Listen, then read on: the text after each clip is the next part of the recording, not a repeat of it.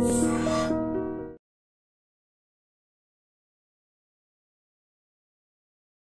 Everybody, అందరికీ నమస్కారం. Welcome to this special show. నాతో పాటు భూమి ముందుకి రొటేట్ అవుతూ ఉంటే ఈయనకి మాత్రం ఏజ్ వెనక్కి వస్తూ ఉంటుంది. ఇప్పటికే మీరు అందరూ చాలా ఈజీగా గెస్ట్ చేసేసి ఉండొచ్చు.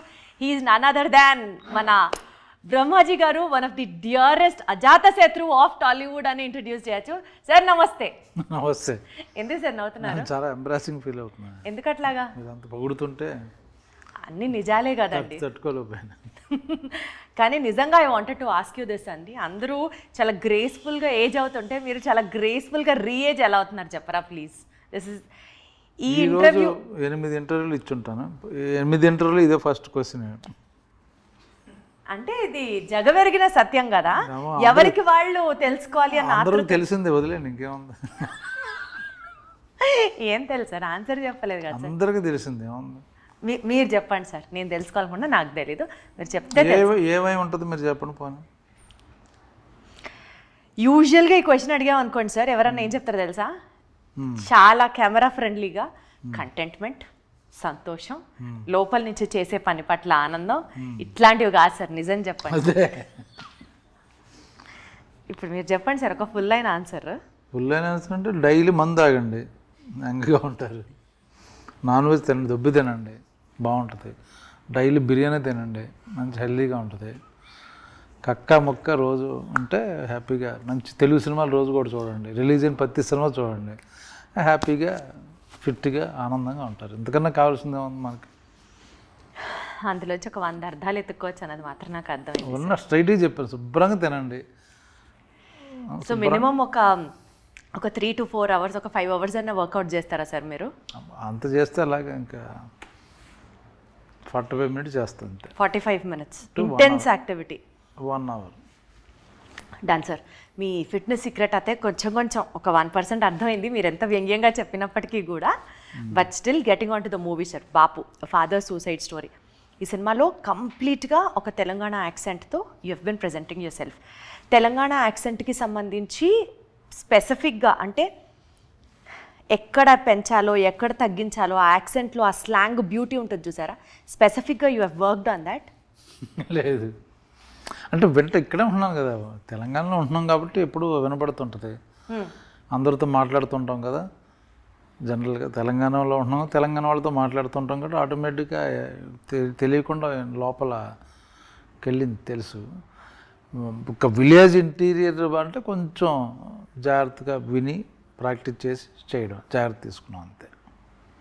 ఒక రకంగా సార్ ఈ సినిమాతో హీరోగా కూడా ఇంకొక innings of your career start చేశారని యాక్సెప్ట్ చేయాలి. ఇందులో నేను ఎక్కడ హీరో, బాపు అన్న పేరేమో మా ఫాదర్, ఆయన ఫాదర్ స్టోరీ అక్కడ ఉన్నాడు, ఆ బలగం హీరో, నేను క్యారెక్టర్ చేశాను అంతే. అలా చెప్పడం మీ మోడెస్టీ, మీ హంబల్నెస్. మళ్ళీ నా వెంటనే ఇలాంటి డైలాగ్ ఒకటి అనాలి సార్, ఎంత డౌన్ టు అర్త్ సార్ మీరు అన్న వెంటనే నాదొక డైలాగ్ పడాలి.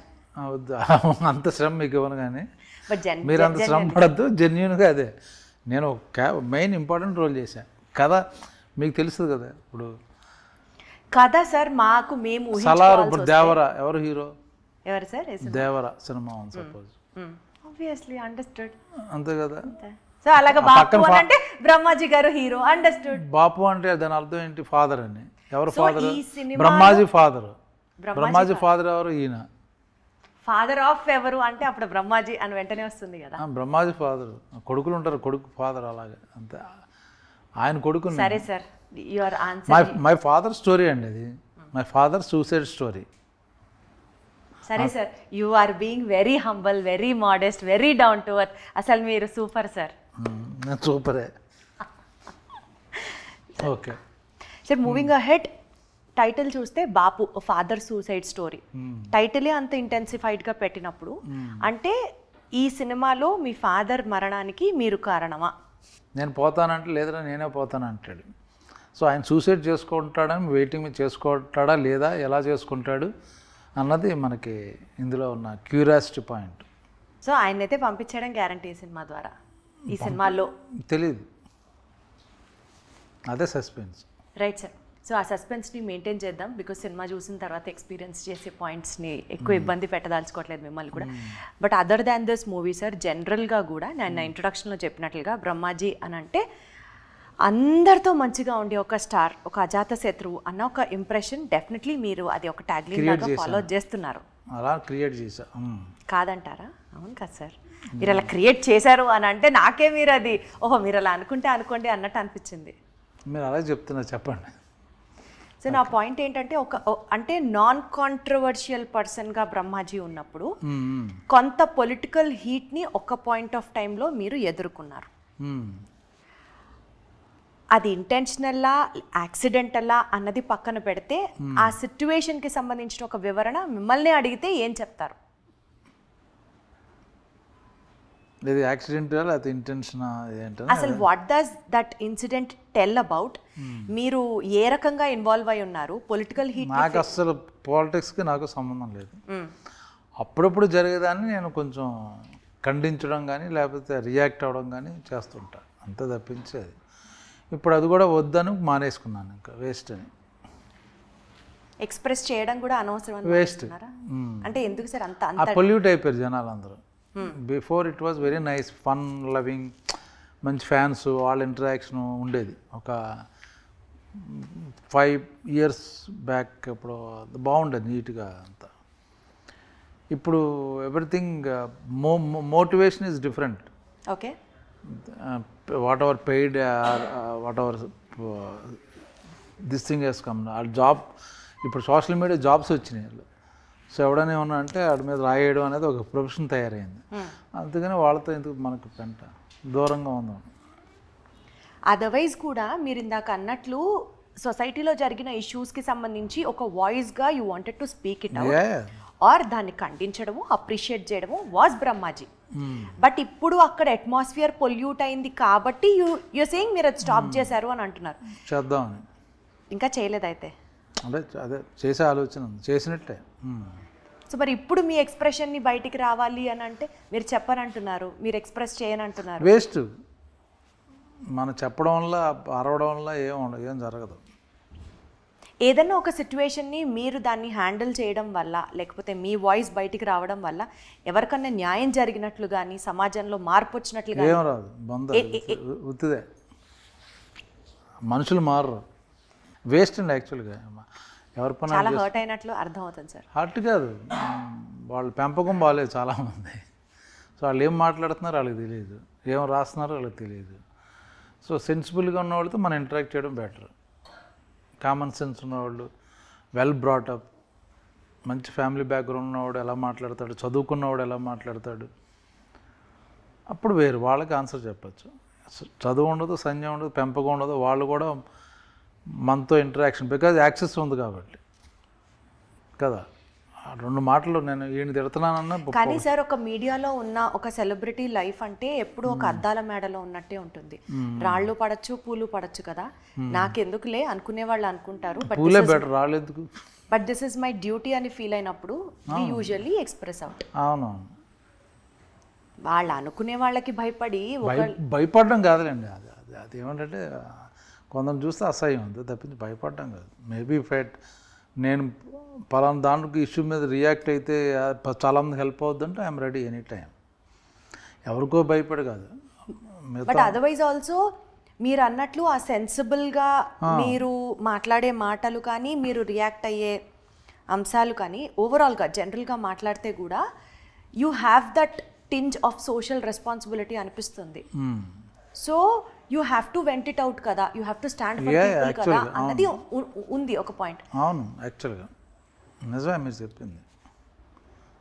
మీన్స్ సైలెంట్ కూడా అది నేరం, బీయింగ్ సైలెంట్ అన్నది. బట్ ఇప్పుడు అంటే వాటి యొక్క పొల్యూట్ అయిపోయింది. మనం నిజంగా హెల్ప్ చేసినా మళ్ళీ నెగిటివ్ వస్తుంది. నేను కాదు, ఎవరికైనా హెల్ప్ చేస్తే అరే నాకెందుకు చేయలేదురా, మాకెందుకు చేయరా, ఇలాగా రకరకాల ఎందుకు, అదేదో మనం చేసేది కామ్గా చేసుకుంటూ పోతే బెటర్ అని ఫీలింగ్ ఉంది అంతే. బట్ అదర్వైజ్ ఆల్సో సార్ మీరు చాలా మీ పని మీరు చేసుకుంటూ వెళ్ళడం కాకుండా ఎవరికైనా హెల్ప్ చేస్తూ అలాంటి సోషల్ యాక్టివిటీస్ చేస్తూ ఉంటారా? ఏం చేస్తారు తెలుసుకోవచ్చా? అంటే కుడి చేతికి చేసేది ఎడం చేతికి కూడా తెలియకూడదు అంటారు. బట్ స్టిల్ మిమ్మల్ని చూసి ఇన్స్పైర్ అయ్యే వాళ్ళకి ఇది చాలా హెల్ప్ అవుతుంది అంటే. అలా కాదు, ఇప్పుడు నాకు డాగ్ లవర్ని, సో డాగ్స్ నేను చాలా ఫుడ్ పెడుతుంటాను బయట. అక్కడ పలానా ఏరియాలో మేము అంతకుముందు పాతింట్లో ఉండేవాళ్ళు, అక్కడ డాగ్స్ మేము భోజనం పెట్టేవాడిని. అక్కడి నుంచి వచ్చేసరికి వాళ్ళకి ఆ డాగ్స్ ఎవరు పట్టించుకోరు కాబట్టి నేను వేరే మనిషిని పెట్టి వాళ్ళకి డబ్బులు ఇచ్చి ఆ ఫుడ్ పెట్టేస్తుంటాను అలాగా. So I take care of animals and all that. So you have a very caring heart and you are definitely a sensible person whom which many people fail to realize at times. That doesn't bother. Doesn't matter to me. Got it, sir. ఇండస్ట్రీలో మహేష్ బాబు గారు కానీ, junior NTR గారు కానీ, ప్రభాస్ గారు కానీ బ్రహ్మాజీ అన్న వెంటనే మా మనిషి అన్నట్లుగా they keep complimenting you and చాలా ఎఫెక్షనేట్గా మాట్లాడుతూ ఉంటారు at times during interviews, press notes or it situations. అందరినీ అలాగ మంచి నోట్తో ఎలా నడిపిస్తారు? అంటే ఒక్కసారి స్వీట్గా ఉండొచ్చు, 2 సార్లు స్వీట్గా ఉండొచ్చు, basically you are such a sweet soul అన్నట్లుగా ఎలా how do you take care of yourself అని నాకు ఎప్పుడూ అనిపిస్తూ ఉంటుంది. ఏమండి, వాళ్ళు మంచోళ్ళు కాబట్టి బేసిక్గా మనకు రెస్పెక్ట్ ఇస్తారు. అది వాళ్ళ గొప్పతనం. మన గురించి మాట్లాడడం, మనల్ని దగ్గర చేర్చడం అనేది వాళ్ళ గొప్పతనం, నాట్ మై క్రెడిట్. అంతే, అర్థమైంది కదా మీకు? అదేలేండి సార్, మోడెస్టీకి డిగ్నిటీకి ఒక బ్రాండ్ అంబాసిడర్ లాగా very answer is so diplomatic and yet మళ్ళీ ఇట్ ఈస్ వెరీ సెన్సిబుల్. అంతే సార్. పాన్ ఇండియా సినిమాలు ఇంతలాగా జరుగుతున్న నేపథ్యంలో మీరు పాన్ ఇండియా సినిమాలు ఎందుకు ఎక్కువ చేయట్లేదు సార్ అని అంటే ఒప్పుకుంటారా? నేను చేయట్లే, అన్ని నీ చేసాను. నంబర్ ఆఫ్ సినిమాస్ చేస్తున్నారు మీరు, పాన్ ఇండియా మార్కెట్ అంత విస్తారంగా మీరు కూడా చేస్తున్నారా సార్? పాన్ ఇండియా పుష్ప 2 ఏంటి, పుష్ప 1 ఏంటి, సలార్ ఏంటి, పాన్ ఇండియా కదా. అంటే ఈక్వల్ గా మీరు మహేష్ బాబు సినిమాలు పాన్ ఇండియా కదా, సపరేట్ చేయక్కర్లా. ఆయన చేస్తే పాన్ ఇండియా 10 చోట్ల చూస్తారు. So that's how you say. Tarak సినిమాలు చేస్తున్నారు, సెపరేట్ పాన్ ఇండియా బ్రాండ్ రాయాలేంటి? కానీ సార్ ఈ క్వశ్చన్ నేను ఎందుకు అడిగానంటే, ఒకప్పుడు బ్రహ్మాజీ గారు అంటే చాలా బడ్జెట్ ఫ్రెండ్లీలో అందరికీ అందుబాటులో ఉన్నారు, ఇప్పుడు అసలు ఆయన ఓ రేంజ్లో మార్కెట్ పెంచేశారు అని ఒక టాక్. దానికి ఏం చెప్తారు? నిజమా? నాకు చాలా హ్యాపీ ఫీల్ అవుతుంది.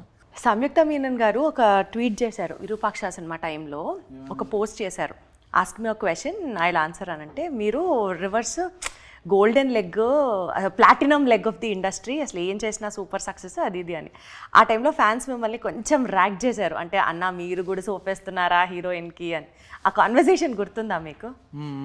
ఏదో గుర్తులేదు, బట్ ఏదో అన్నాను, అదే కరెక్ట్గా గుర్తులేదు. అంటే అదే చెప్తాను చూడండి సార్, మీరు జెన్యున్గా ఫ్రెండ్లీగా ఒక కాన్వర్సేషన్ స్టార్ట్ చేస్తారు, దాన్ని మళ్ళీ అమ్మాయికి కూడా తెలుసు. అలా అనిపించినప్పుడు ఎలా రియాక్ట్ అవుతారు మీరు? పట్టించుకోండి, సరదాగా వాళ్ళు కూడా సరదాగా 100% సరదాగే.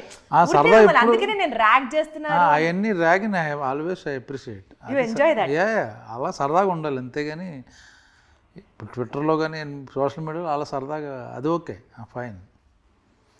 బాపు ఈ సినిమాలో సార్ స్పెసిఫిక్గా ఒక విలేజ్ బ్యాక్డ్రాప్తో, అంటే ఒక రైతు స్టోరీ, ఒక రైతుకి కష్టం వచ్చినప్పుడు, ఫినాన్షియల్ బర్డన్స్ ఉన్నప్పుడు సూసైడ్ చేసుకుంటారా, ఈ ఓవరాల్ స్ట్రెచ్లో కనుక మూవీ వెళ్తే మీకు పర్సనల్గా వ్యవసాయంకి సంబంధించి కానీ రైతుకి సంబంధించి కానీ మీకున్న ఒక డెఫినెట్లీ ఎవరికైనా సరే ఒక పాజిటివ్ ఒపీనియన్ ఉంటుంది. సో మీరు మీ ఎక్స్ప్రెషన్ని, ఆ థ్యాంక్ఫుల్నెస్ని చెప్పాలి అని అంటే ఏం చెప్తారు? మీరు అసలు ఎప్పుడైనా వ్యవసాయం చేశారా? అంటే మా అమ్మమ్మ గారి ఊర్లో అంతా మా మామయ్యలు అందరూ వ్యవసాయం చేసేవాళ్ళే, మా తాతగారు వాళ్ళందరూ. సో వ్యవసాయం గురించి తెలుసు నాకు. సో వ్యవసాయం చేసి దానికి ఇన్కమ్ సరిగ్గా రాకపోతే చాలా గుండె తరికిపోతుంటుంది అన్నమాట. ఎందుకంటే ఇప్పుడు చాలామంది హైదరాబాద్లో వాచ్మెన్ ఫ్యామిలీస్ అందరూ వ్యవసాయం దెబ్బతిని ఇక్కడ మన వాచ్మెన్లుగా వస్తున్నారు హైదరాబాద్కి.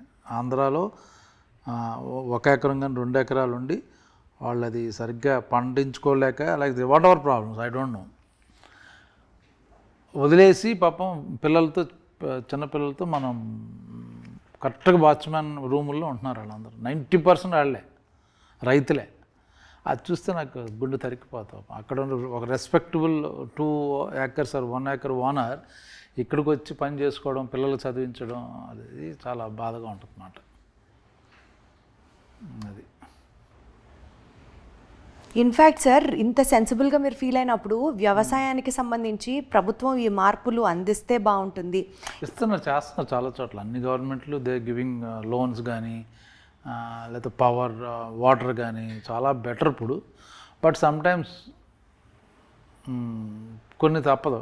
ఇప్పుడు వరదలు వచ్చి వర్షాలు వచ్చి అన్నీ పోతాయి. అప్పుడు ఎవరు ఏం చేయలేరు కదా.